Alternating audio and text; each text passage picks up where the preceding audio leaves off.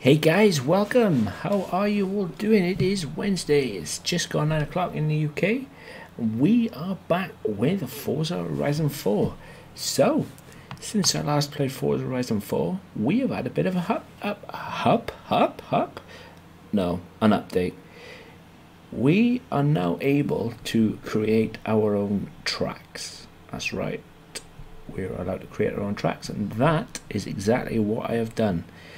As you can see with the thumbnail, I'm playing around with the old Ford Msport Fiesta, and obviously essentially it's a rally car or rally cross car, but I've been having so much fun with it on the road, and yeah, been doing it, setting the track, and obviously from previous races I've been wanting to unlock the Goliath. However, the track that I've set up actually counts towards whatever track you set it up for. So if you set it up for dirt, the influence that you create from that track goes towards the dirt influence. From the road race series goes towards the road race series, etc.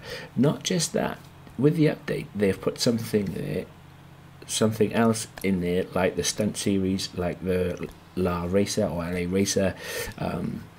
Yeah, it's called British Racing Green. So first things first, we're going to have a go at the track I created. We're going to then go and maybe check out the Goliath, maybe. That's if I've unlocked it. Then we're going to have a look at the old, British Racing Green. So, should we stop talking and get on with it?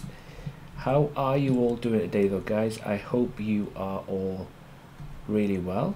There it is. There is the old Ford Msport. Hey Fabio, hey Jack, how are you doing, guys?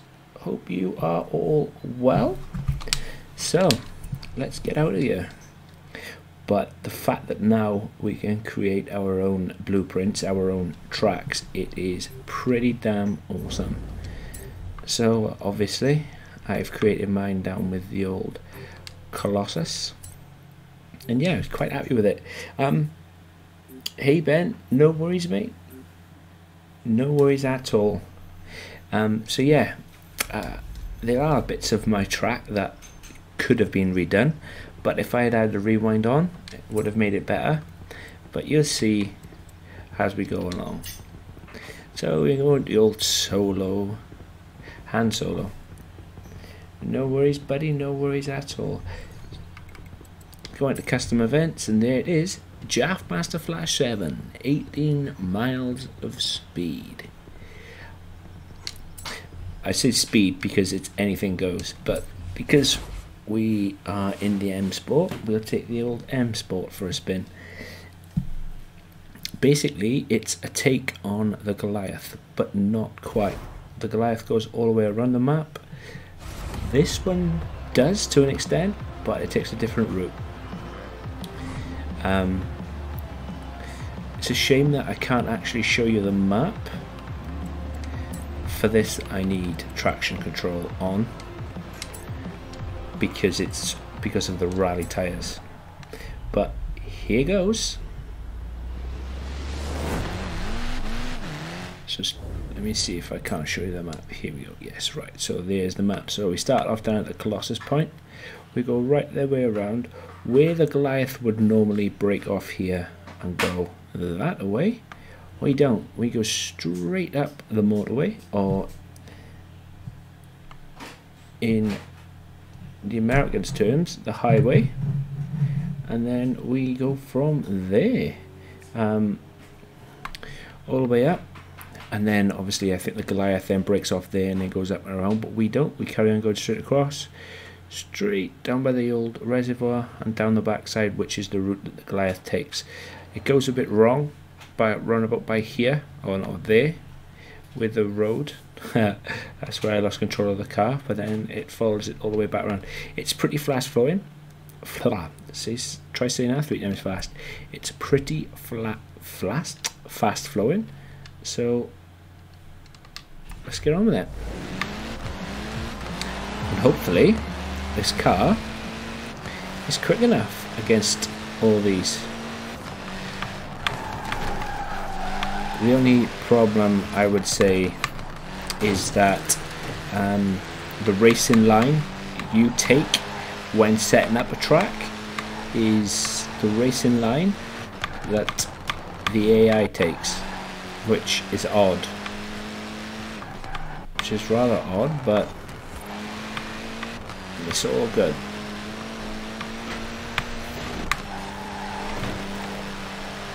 These cars appear to be a lot faster than me, but I top out at about 188.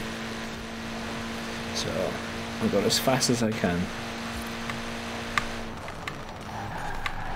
And obviously, not having rewinds on, I have to make sure that I hit every checkpoint.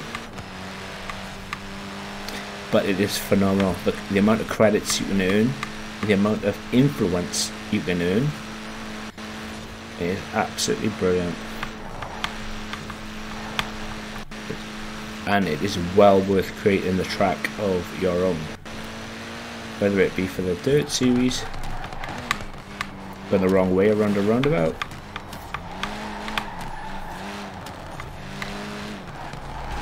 really drift there if you wanted to. I didn't. I chose to go this way.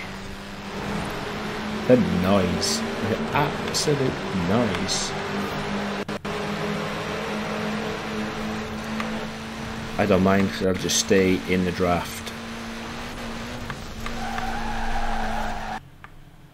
rather than keep on going up the motorway. Just thought I'd take it off. And I do the same again, just keep cutting back and forth the motorway. Don't know, it adds a little bit something, but I've not got the speed to compete with these guys, not in this car. But by here it gets a little bit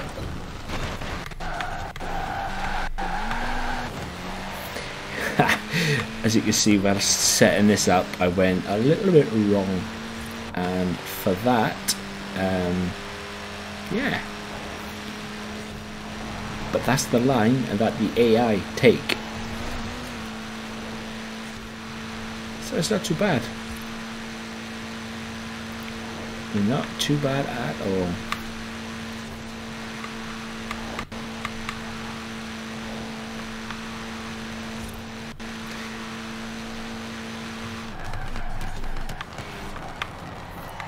Obviously got to slow right down for the roundabouts. Then we're off again.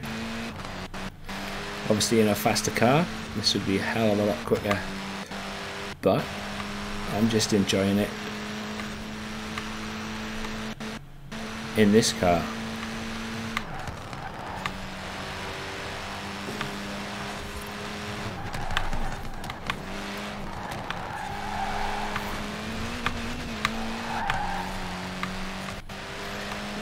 Absolute scenery is beautiful.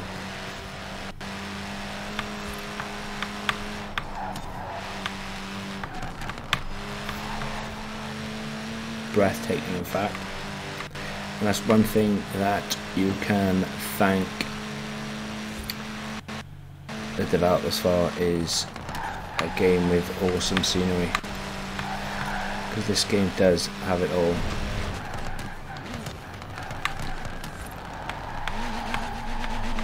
A bit of a bottleneck.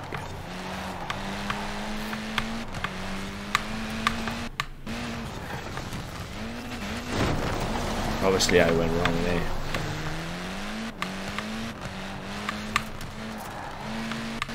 Like I said, it's a lot of turns. I set it up for whatever season that we're in. Set it up for rolling weather, rolling time progression, and yeah.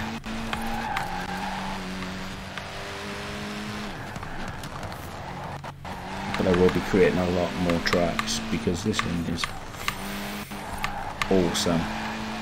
It really is.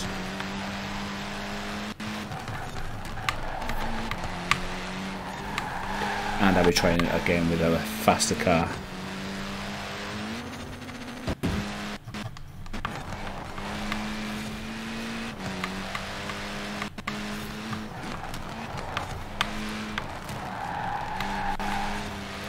obviously the rally tyres on this car don't help.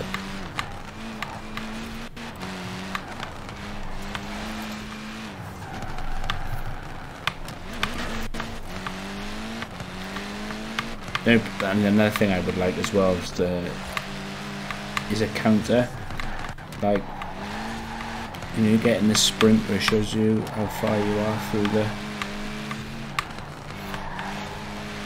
through the race. That would be pretty awesome. The only thing as well, after you edit it for the final time, you can't then unedit it. So if you want a circuit race with 10 laps or more, you'll have to do it there and then, because you can't edit it afterwards, which sucks really, but this is a tricky part because of the speed.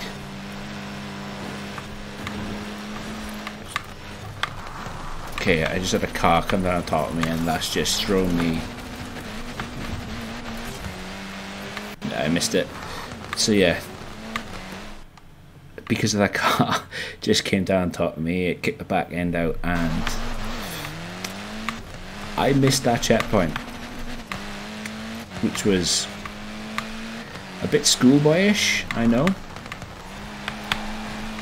but I could not help what just happened.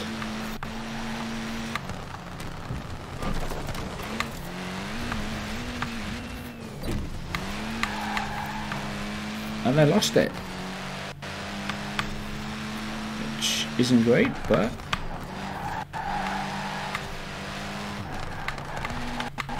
like I said, if I had known that error that I did back there would have cost me, I would have gone back, redone it, but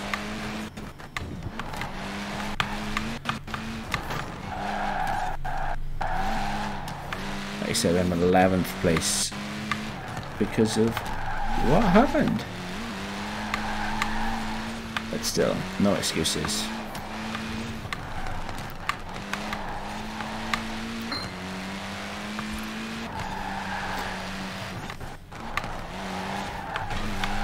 But this car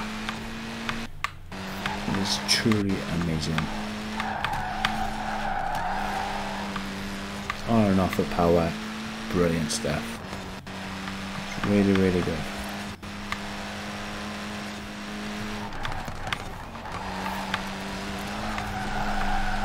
And drift around everywhere. I think I missed that checkpoint then. Yeah, thought I did. Okay, so that's my race. Pretty much. Hey, Nunu. Welcome, mate. Welcome, welcome. How are you doing?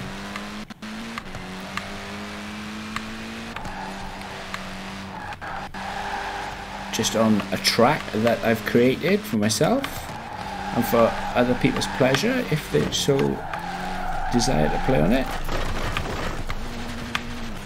But I'm making a nuisance of myself by missing checkpoints. One was caused, and one was created by my own downfall. So yeah.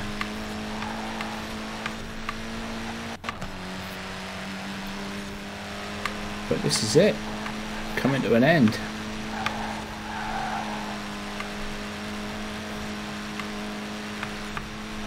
I've not got the speed to match all the other cars.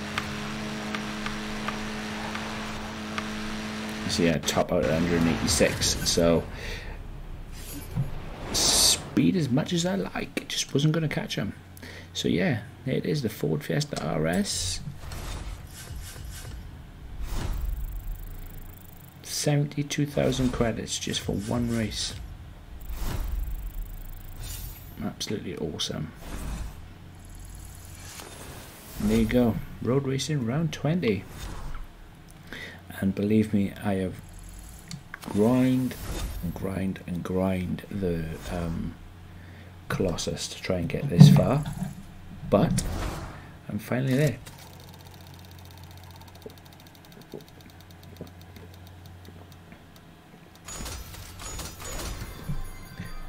That's a mega subhint. Honestly, it is getting extremely boring. Getting real boring, real quick, that is. I've got to be honest. But yeah, guys, that was the track I created. So now, let's go and check out the old Goliath. You know for a fact I've got to do a 50-lap race of a Goliath. You know I've got to do it. But when? Don't know. Got a perfect car for this as well.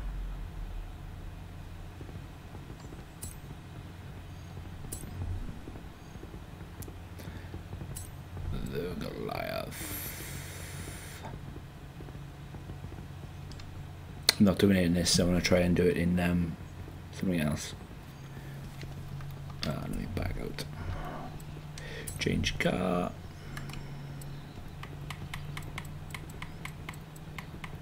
Well, do it in something that I know is quick. Could do it in the... No. The Unimog Goliath.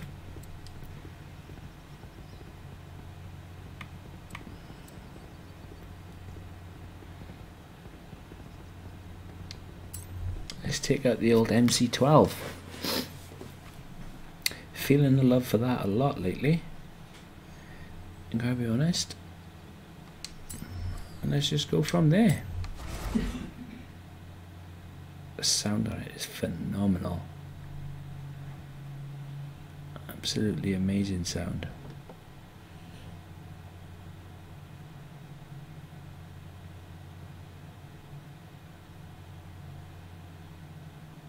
Wow, look at that.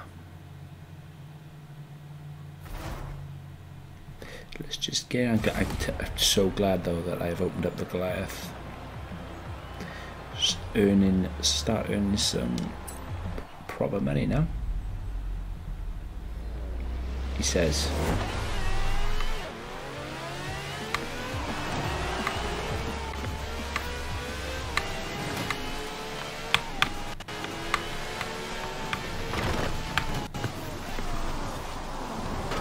Okay, so that's a bad start. That is a proper bad start. But in all fairness, this is the first time that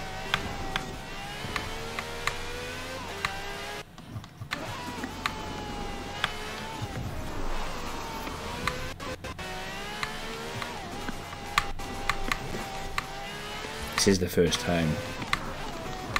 You gotta have your first time somewhere, right?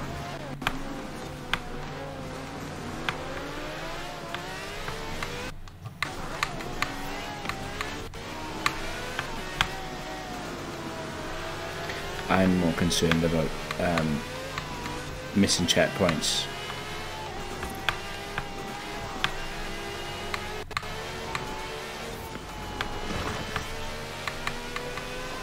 Ah, right, okay, so this one goes up.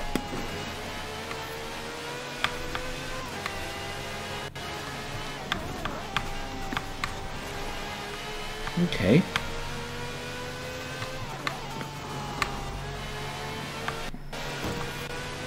Whereas mine came down, this goes up. You've got to be careful of changes in the road.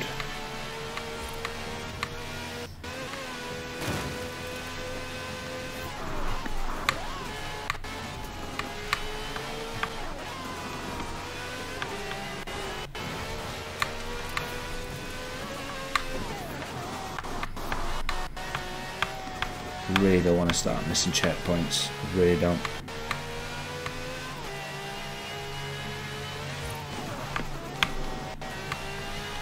So yeah, this is my first time on the Goliath. Absolutely love the Goliath on Forza Horizon 3. I'm gonna have to get used to this. as soon as I do. Oh yes. Start knocking out some proper decent laps.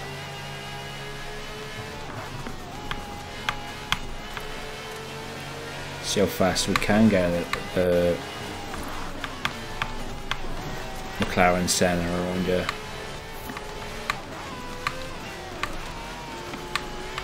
This car is so planted. It is just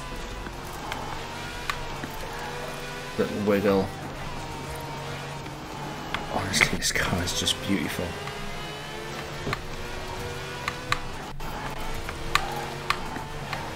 And I'm not lying. Honestly, guys, go and check this car out if you want a proper race car.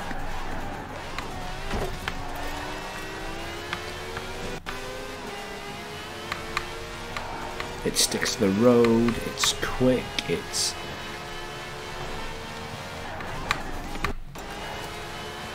the de-acceleration on it as well when you hit the brakes is just wow.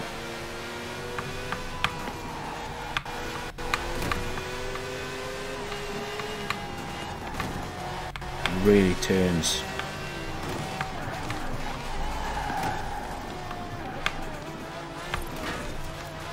What's that? The old Ferrari? Ferrari is that? Is that a CS360? Whatever it is, it's quick.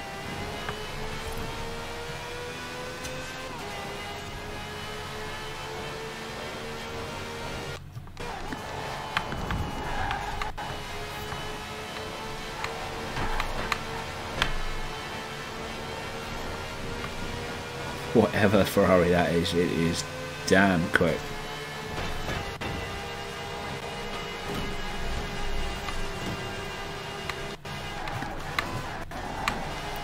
So the good thing is about this car is you can brake really late.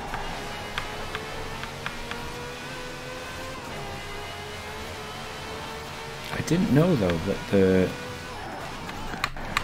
Goliath went opposite ways around, so this is going to go down the coast, whereas my track more or less comes up the coast. Okay.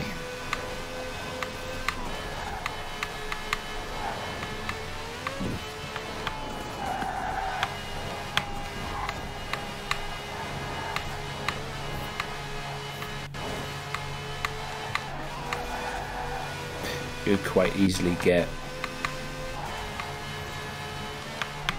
lost in high speed.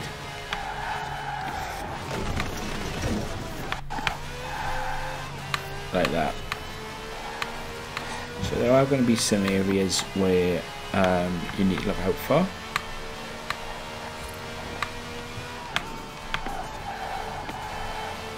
A lot of areas, in fact, that you're going to need to look out for, especially coming on here so fast.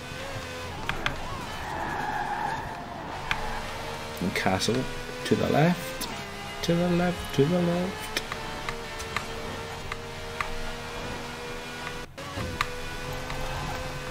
Obviously I go a lot faster. I didn't intend on crashing, and yeah,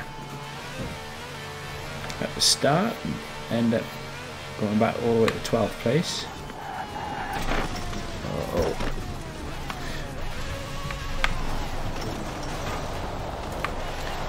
That's a missed checkpoint.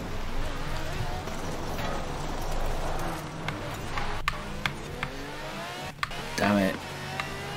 Spoke too soon.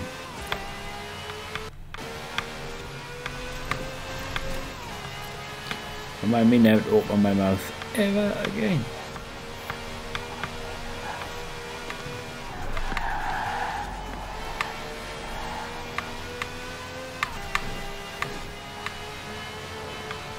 Concentration is key with stuff like this.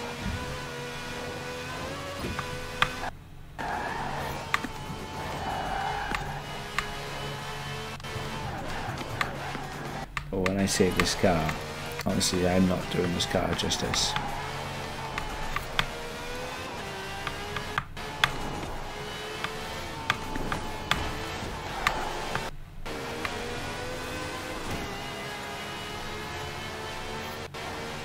Don't even know how long a lap of this is.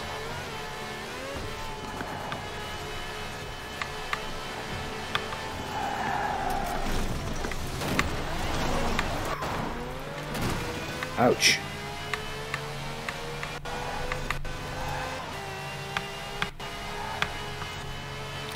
So I've had a few crashes.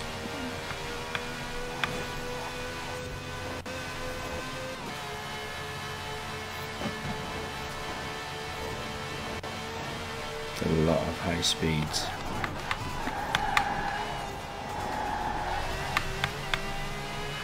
A hell of a lot of high speed corners.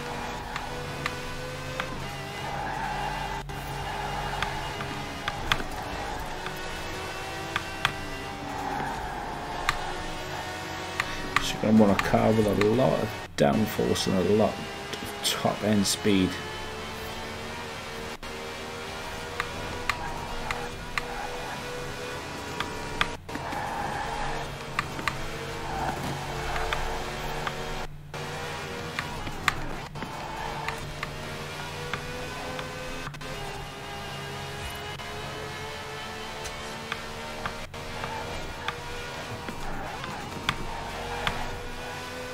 Few tricky turns coming up.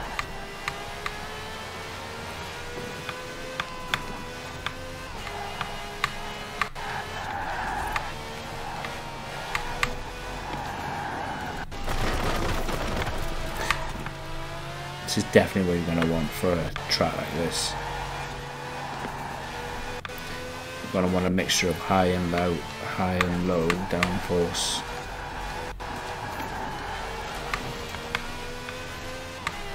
It is almost across the line. There we go. I'm quite happy with that. First lap ever on the Goliath. Yeah, I could have done better, I know that. Probably should have done a lot better, in fact. But if one lap gives you 93,000 credits, it's well worth.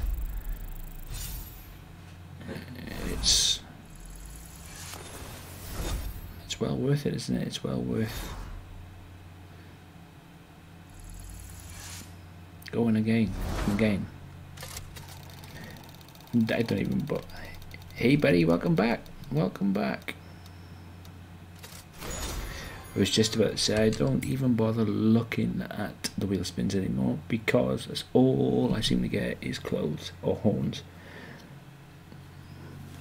Wouldn't be so bad if I had more than 8 heads. If I was a Hydra, I'd be completely fine. But I'm not. You know, I can only wear one at a time. So, shall we go and check out what this new event is? British Racing Green. Now I've seen this before, so let's go and check it out. I think it's new. I think it's part of the update, although I didn't see it during the game. Oh yes, an absolute, oh wow, I just literally unlocked the, hey Jack, no it's water mate, I just literally unlocked the Goliath and yeah, this car is perfect for it. I need to work out on where I am going wrong with my rally cars. They don't seem to want to grip over the dirt, but yeah, I'll work on it. Otherwise I'll be doing a lot of rallying at the minute. Great to see you. We're shooting a documentary about car culture in the UK and I need a second driver.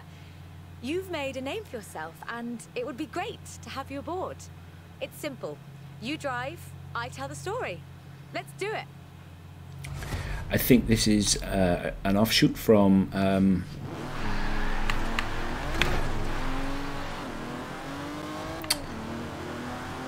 okay, I think this is an offshoot, is it, from Aston Martin to McLaren and Bentley, Great Britain is home to over a century of automotive excellence. I'm Rebecca Dawson. Welcome to British Racing Green, a documentary celebrating that history. The Aston Martin DB5 Vantage was the quintessential Grand Tourer of the 1960s, combining British engineering and Italian design. I didn't know that. Wow, you learn something new every day.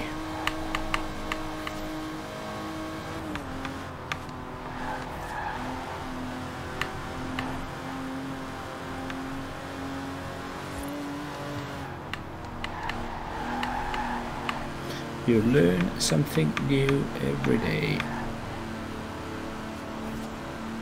The Vantage featured side-draft carburetors and a refined camshaft profile, capable of a blistering top speed of 162 miles an hour in 1964. You know, when you hear the clean lines of Superleggere's bodywork, reclining seats and wool carpets created a car that was luxurious as well as fast. When you hear a story of 164 miles an hour in 1960, you just think like, wow.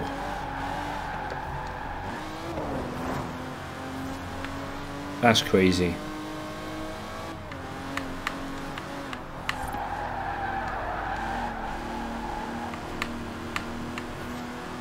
Because 164 miles an hour formed the basis for the DB range, with later cars improving on the design in many ways, but none would ever achieve the sheer iconic perfection of the Vantage. In 200 meters, you know, 164 miles an hour is quite fast in today's For all of its beauty and engineering perfection, only 65 of these beautiful machines would ever be built. If you own one, you own a piece of British history. in 200 meters, you will arrive at your destination. The silver DB5 would be immortalized in half a century of cinema. The classic Aston Martin. Nah, buddy, I can't do that. I can't do that. I want to try and do it myself. But in 2016, a new DB was unveiled, heralding the dawn of Aston Martin's second century. The DB11 is the first production turbocharged Aston Martin. But is it a worthy successor to that legacy? Nice, let's go and find out. The short answer is yes. It's bold, responsive, and agile. It's perhaps the best GT chassis in the world. And listen to it. She's right, it does sound nice.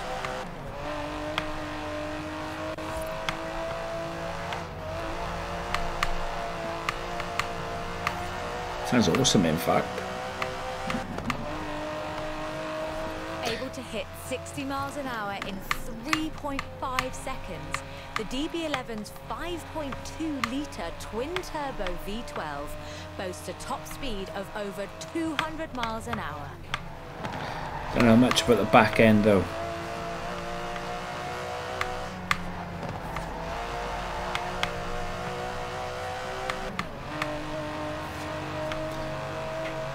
I mean, if you look at the car, DB11 is not the fastest car in the world, but then it's not trying to be. It's sophisticated, effortless luxury. It's an Aston Martin. the back end doesn't look too bad from this angle, but when you look at it side on, I don't know. I'm trying not to crash the thing. So the back end just seems to fall away.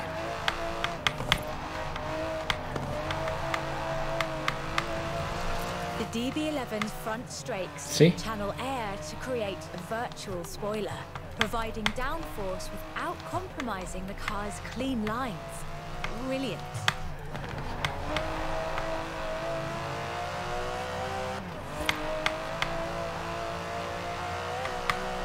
I do like it. Most importantly, I think, the DB11 proves that Aston Martin is ready for another century of beautiful cars. And I can't wait. Not if Aston Martin's starting to put all their money into Red Bull with F1 team.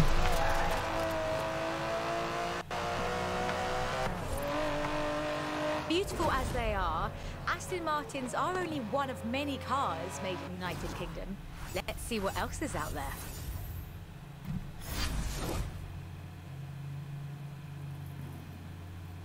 Oh, I take nothing away from the Don. He really does make amazing tunes, and the tunes that he creates are awesome. And you know, I bow down to him. But I don't know. I'm trying to learn a lot, whether it be regardless of games. I'm trying to learn a lot on how best to set cars up, etc. And I don't know. I get a bit of a sense of achievement when I create a tune that fits my style of driving. It may not be the fastest, but I don't know.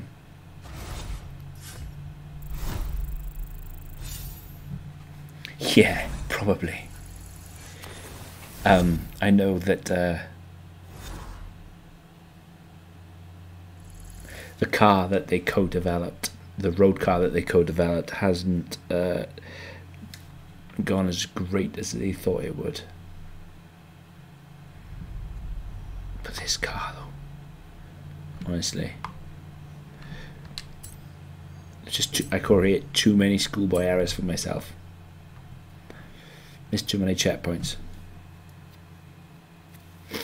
and the sound of it. The next one I'm getting is either definitely the Nissan. This is shaping up nicely. Time for a change of pace, though, at least at first.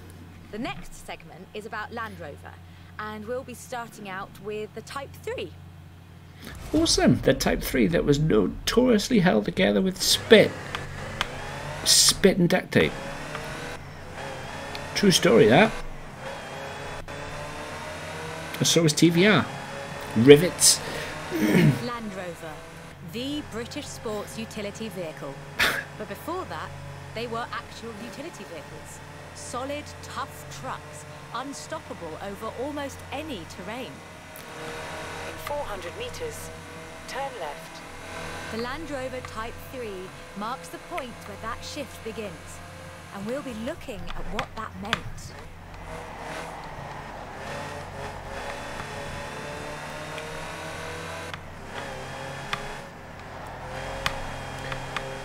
Hold together with rivets and duct tape. Although the SAS used Land Rover for years. Land Rovers have taken on almost every task imaginable. They've been generators, tractors and ambulances. They've brought peace and carried medicines to disaster zones. They've even been buses. True that. Over 500,000 Series 3s were built, and over 70% of those are still on the road today. They were extensively exported and built under license abroad. Belgium, South Africa, even Australia and New Zealand. With a robust chassis and signature Land Rover engineering, the Type 3 also marked the first time that buyers could choose interior options, like seat box protectors and cubby boxes. This is painful. Really painful. That trend continued. By 1982, Land Rover were offering the county spec Type 3.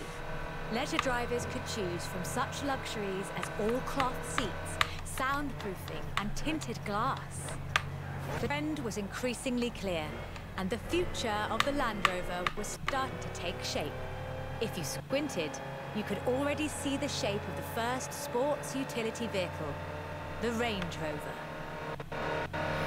It's really difficult to control. While the stock Type 3 would never be particularly fast, it rolls a lot. There is almost no hill that it couldn't climb, or dam for that matter, if you've put a proper winch on it. It rolls a hell of a lot. But it grips. It's doing alright over this dirt.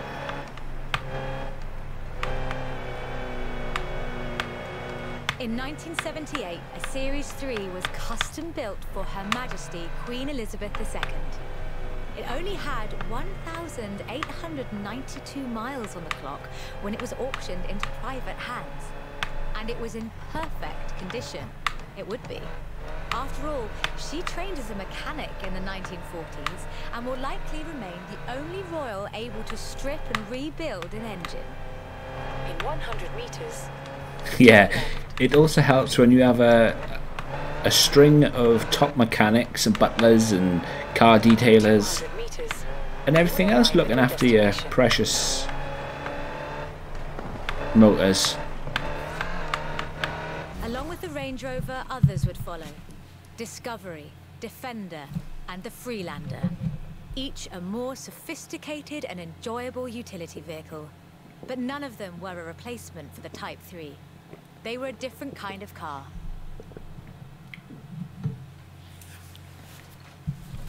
Oh, it's just nice fair play. You can see that the developers have actually done a bit of, done a lot of research, in fact. And the Type 3 was arguably the first sports utility vehicle, an evolution of the design that would lead ultimately to this. The Ebola. The Bowler Nemesis, an off-road racing vehicle that turned into a production SUV, the Nemesis EXR.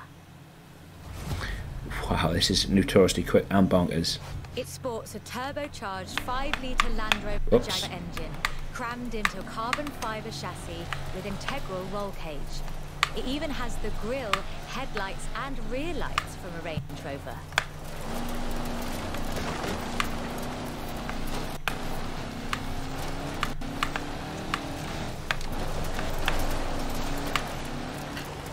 It's normally quicker than this, and a lot more crazier.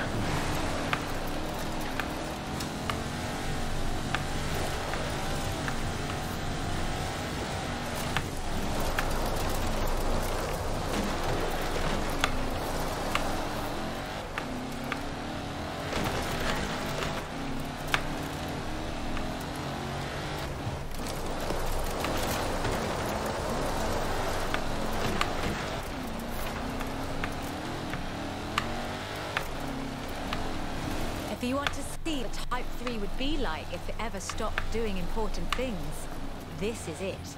And it's beautiful.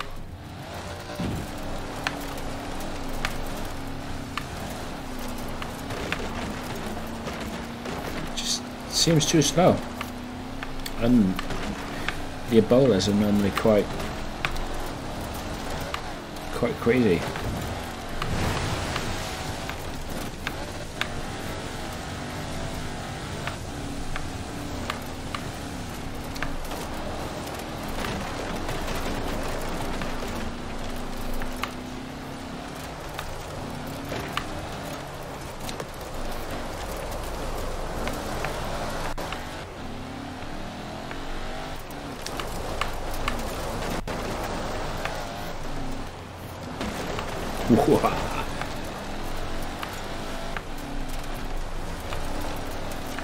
This is an all-terrain supercar. That's the only fair description for this. But that's what you get when you build an SUV with Land Rover DNA. Okay, it would be nice to see for them to show you, like, whether it was time or whether it was the skill challenge part that would have got you the 3 stars. Something I can go back to. Just me. But no, I really like this part anyway, as it shows you that the developers have really done a lot of work. Really done a lot of work, and I like that. I do. Let's do one more chapter of this, and then I think we should take the MC12 on a little 18 miles of speed. What do you think? Hope you're enjoying yourself. I know I am. It's great to be able to just focus on telling the story while someone else handles the driving for once. Let's get to the next one. This time, it's Lotus. Nice.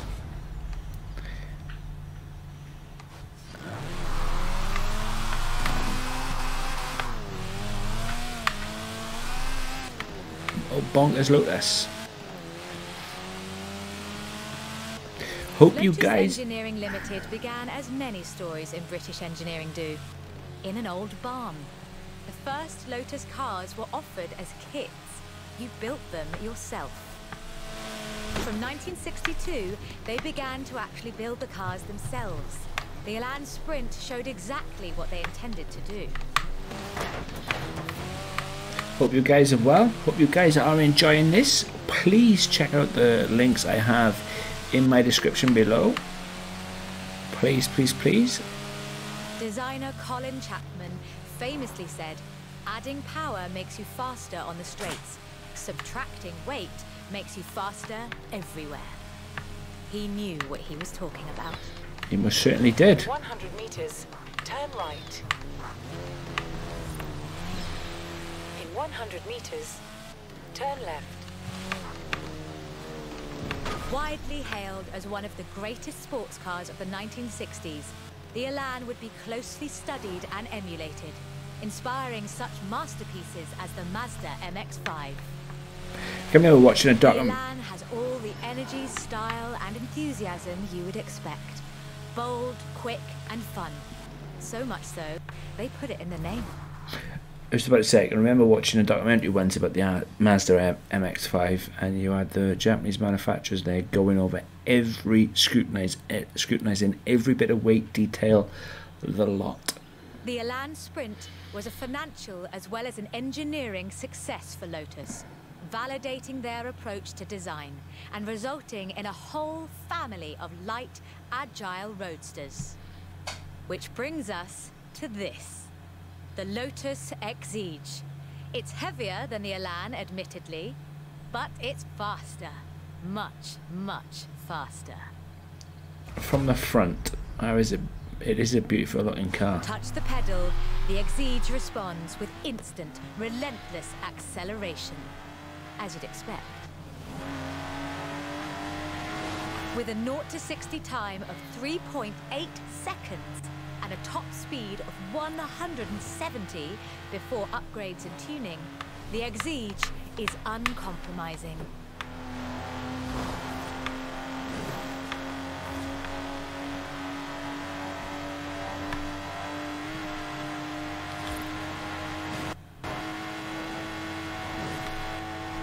And there's no power steering, so you can really feel the road. A genuinely thrilling drive. And one that isn't afraid to demand you take it seriously. In 400 meters, turn left. Turn left. I wonder if you can become quicker during, if you redid these in the summer. Because obviously it's spring, the roads are really greasy, and you've got to slow down a lot more.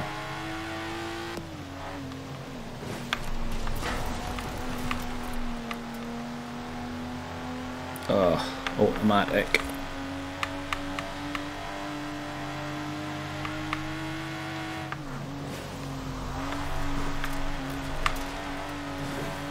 In 400 meters, you will arrive at your destination. Might go get one of these actually. And with rumoured launches of 2 new cars Ouch. in 2020, Lotus looks set to push the benchmark of the experienced sports car well into the next century. Okay. 1 star for that. Must have been all the crashes I had. I did have quite a lot of crashes.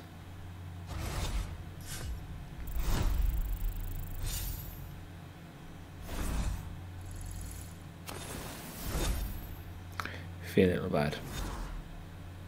But if you actually unlock anything from for reaching level 10.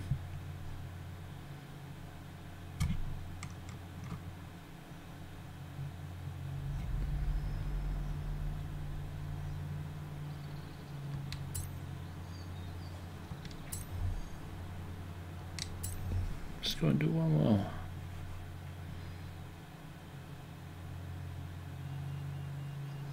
Done much rallying? That's a joke. We've all seen what you've been up to. We're doing the next bit on location. You'll see why when you get there. Oh, actually driving the MC12. Turn around when it is safe to do so. It's not actually my MC12 though. Or is it?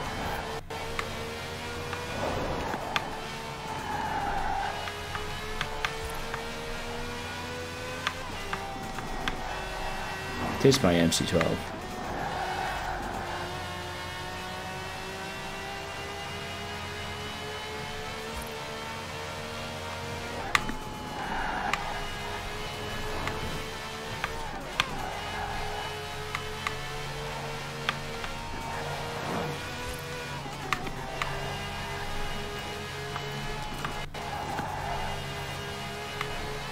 In 400 meters, you will arrive at your destination.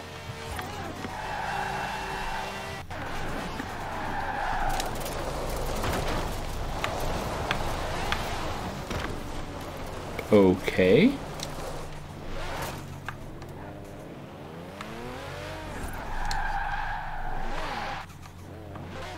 Park your car in the destination zone.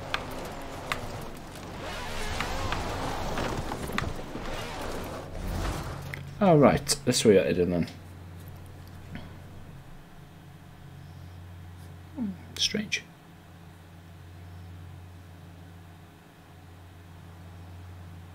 Ford, that most American of cars. But the Ford Escort, oh, that's British. And more than that, the Escort would become for many synonymous with Group B. In the 70s, Ford had embraced that destiny so firmly that they'd begun their own championships to find new drivers. Drivers for cars like the RS 1800. Here goes. This was a car designed explicitly for rallying, with a powerful fuel-injected 1790cc Cosworth BDE engine.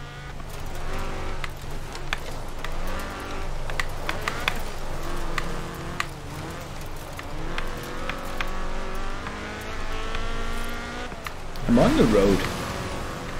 Homologation rules required that all cars entered into the Group B production, so Ford built 200 of them.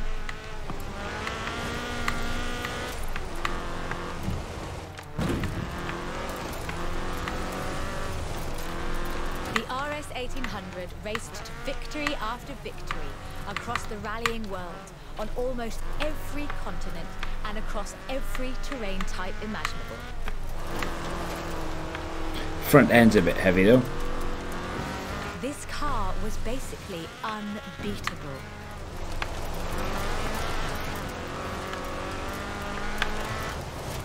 The RS 1800 brought home 17 World Rally Championship victories for Ford. That's a lot.